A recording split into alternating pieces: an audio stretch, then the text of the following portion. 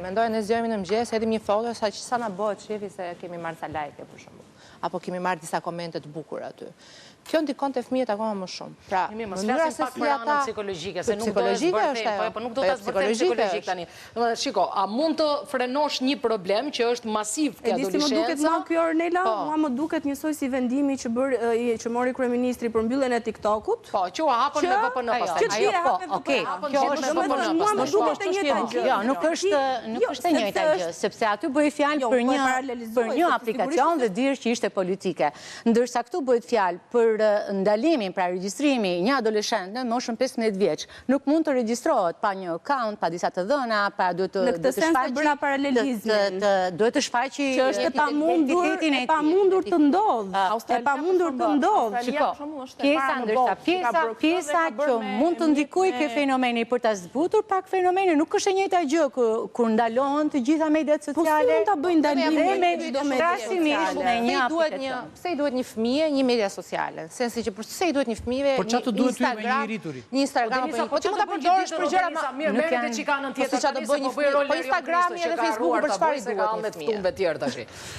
Tani, çfarë do bëj një fëmijë gjithë ditën? Po për çfarë përdoret kjo platformë? Do kryej detyrimet e veta, përgjegjësitë e veta. Ne nuk shohim edhe këtë rastin tjetër. Prindi që shikon celularin, prindi duhet ja thotë fëmijës. Modeli i keq është prindi. Modeli i keq është prindi.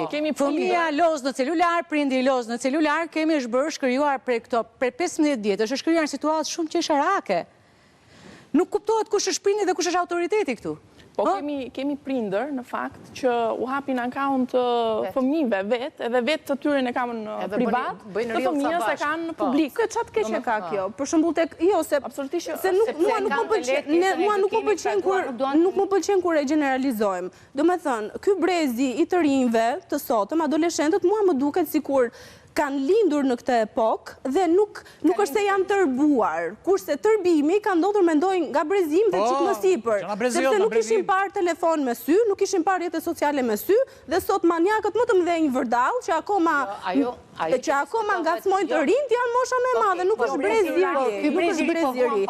Dhe nga brezi i ri ti ke influencer shumë të suksesshëm nga TikToku, ti ke fëmijë që me faqe që mamat kanë krijuar, gjenerojnë të ardhur, unë do isha shumë e lumtur nëse prindrit e mi, do më kishin hapur, se jo, po nuk është normal. Nëse prindi im e vëre që unë do kem sukses si një balerinë, si një influencer, mua do më kishin bërë gjysmën e punës, nëse xha do ma kishin hap një account, dhe kur unë isha 18 vjeç, do kisha një 70k, 100k. Mund të jetë mbi po mirë, unë po them që nuk mund ta gjeneralizojmë dhe ta bëjmë zi komplet. E dashur ku shfaqet brezi i ri dhe pikërisht këto moshat e vogla të adoleshentëve, po kanë gjithmonë më shumë problematika të shëndetit mendor. Që do të thotë? Problematika anksi, problematika depresioni, problematika është shumë i rëndësishëm, por kjo s'vjen nga rrjetet sociale.